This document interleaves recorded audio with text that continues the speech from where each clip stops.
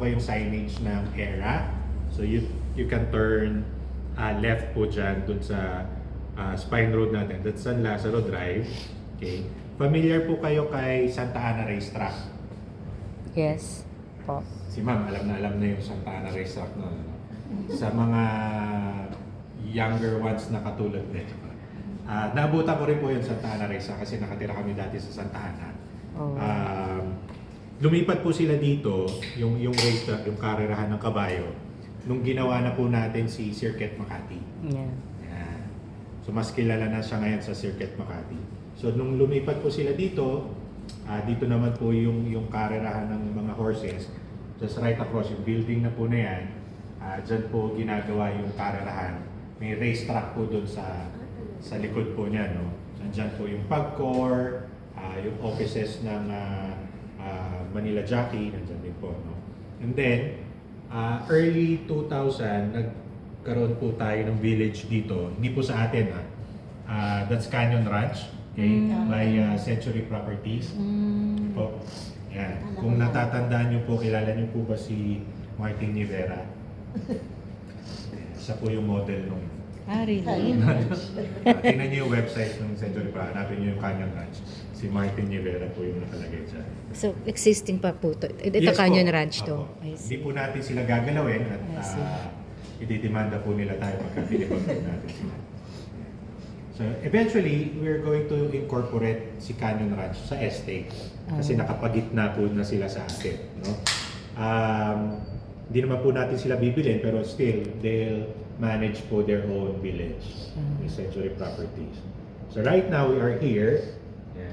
Yan po yung visitor center natin. Ito po yun. Pwede po kayong pumunta dito anytime if you want to visit ERA. Kung may dala po kayong client, no?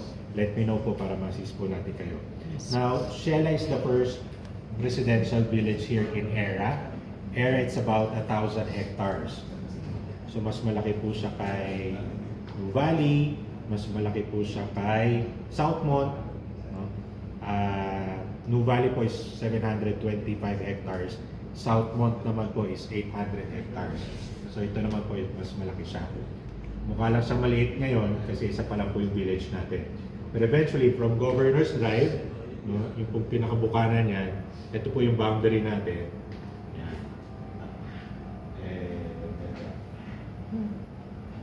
Malapit po papunta kay West Grove, papunta kay Broadfield, hanggang doon po yung sakop nung ERA. Wow. Okay po. Yun. So, magkakaroon pa po tayo ng maraming development dito. Aside from Shela, magkakaroon po tayo ng iba pang mga residentials from ALP. Itong side na to, tinitingnan din po natin to for Alveo and Avida. So, para sa maliit na Nuvali. Ano po, no? Iba-ibang residente. And then, magkakaroon din po tayo ng commercial properties. Yun po yung nandun sa kay Manila Jockey, dun sa racetrack mismo. So kung familiar po kayo kay BGC, it will be enhanced na ganoon. Mayroong mga mid-rise building, may mga high-rise building, pero naka-cluster po siya para almost all of the buildings mayroong view. Ganun po yung gagawin natin. Hindi po katulad doon sa BGC, wala po kayong makikitang view, puro building lang. Ganun po doon, no? At least yan, ipaplano po natin talaga siya ng mas mayos. And then if ever, baka narinig nyo rin po yung SM. Yeah. Ayan, no? So si SM po, sa likod po ng racetrack, yung kalsada po na yan, yung pangalawang kalsada po, which is Sugar Road, yan po yung pinakalikod ni SM. Ang pinakaharap po niya, they will have their own exit from SLEX. Okay, so in between Carmona and Maplasan, magkakaroon po sila ng sariling exit nila. So that's about 200 hectares na development. No? Doon po lilipat yung munisipyo ng Carmona, yung public market ng Carmona, doon na rin po doon sa smart city ng SM. Okay? Iba pa po yan doon sa parang premier brand ng SM, which is nandun sa Southwoods. No? Maganda po doon kasi malapit na po kayo sa sementeryo. At least, katabi nyo lang, di na kayo lalayo, if ever. Malapit din po kayo sa Bilibid. na safe kayo doon sa area na yun. No? Yun po yung premier ng SM. Hindi ko po sinisiraan ha. Wala po akong nasa 130 to 160,000 per square. Oh my God. Gusto po nilang tapatan si Ayala Lapang. SM eh. The good guys. The good guy. Oh. This is Sir Gijo. Mapapagalit na tayo na siniraan natin. 80,000 po ang offer sa akin. Eventually, nandito pa rin ako. Love ko si Ayala. Of course. Yan. So this is phase 2 and this is phase 1. Nilaunch natin si phase 1 2021. Pandemic. Hindi po kayo lumalabas nun. Kami nandito. November of 2021, we launched phase 1 noon. It was sold out within 4 days. Wow. Bilis lang po. No? Kasi bagong estate, bagong project. May nabenta po si Myla doon, tsaka si Ma'am Mercedes. No? Wow. Tingnan natin kung maganda yung lote na binenta nila. Nandito po yung isa kay Ma'am Mercedes.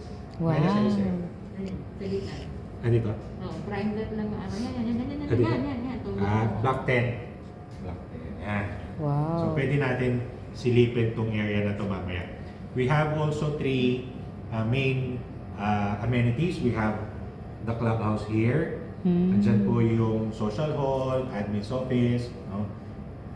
Dito naman po is yung village sports hub or village sports amenity natin.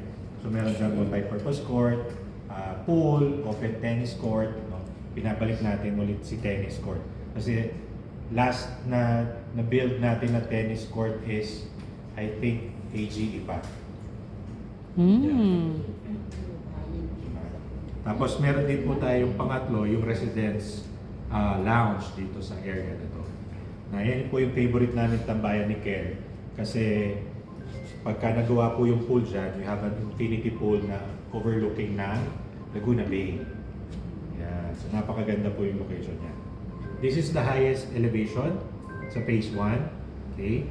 And this is the highest elevation naman sa phase 2. Itong part po na to, this is part of phase 2 din. So para makapunta ka dito, may zipline po tayo na gagawin. Ikot po kayo. Ikot po po. Medyo malayo lang. Pero ito po yung boundary ng phase 1 and phase 2. Portion na yan. Okay? So most of our lots po, nakapatong po yan sa ridge. Okay? So mapapansin nyo, para kayo pumunta sa loob ng West Grove, pero mas konti yung bahay natin. This is 165 hectares, 570 po yung lots lang natin. So sa ngayon, si Sheila po ang may pinakamaliit or mababang density sa lahat ng Ayala Land Premier. Only 3.5 lots per hectare sa buong development. Okay? Although yung ibang mga projects natin like in Arcilo, Enara, Andasillo, by phases, meron silang 5 lots per hectare, mga ganun. Pero si Sheila, siya po yung pinakamababang density. It's all because of yung mga ridges din po natin. Kasi marami po tayong mga ridge lots po, no? Na nandyan. Kung mapapansin niyo po yan. Kung familiar po kayo kay Tower 1, yung head office po natin sa Ayala, no? Nakita niyo na po yung building na yun. Mataas po, di ba? Alam niyo po kung gaano siya kataas. That's 170 meters high po, no? Pag inumba niyo yan, kasya po yun dito. So ganun po kalalapad yung mga open spaces natin. Kasya po ang isang building. Yan. Kaya pag naligaw po kayo dyan, hanapin ko po kayo. Okay? Questions po? Sir, magkano nung launch? Yan. Nilaunch po natin to ng 2021, around 43,000 per square, yung starting price po natin. Okay? Ngayon po, we have an average of 62,000 per square. 2021, 22, 23, 24, 25. So 4 years. Ano na tayo? Nasa 70% na po yung na-increase natin. Wow. Okay. Questions pa ba? Wala na? Sige. We still have 7 lots left here, no?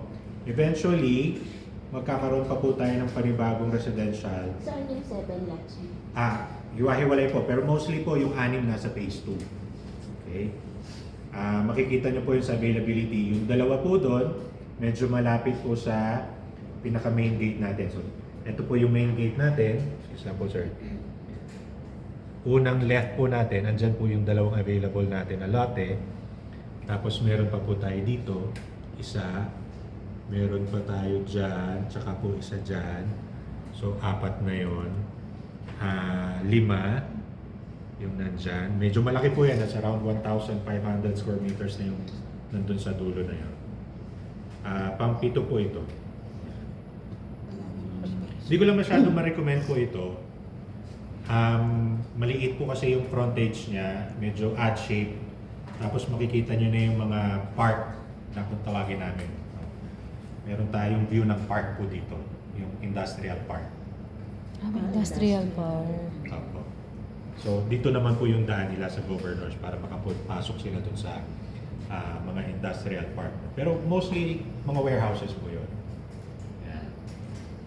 Pero ang layo po natin na yan, that's about 230, 270 meters away dun sa mga warehouses. Okay po, kaya sinasuggest ko dun sa mga client natin, ditong side, para wala silang masyadong makitang warehouses. Okay po? Questions po?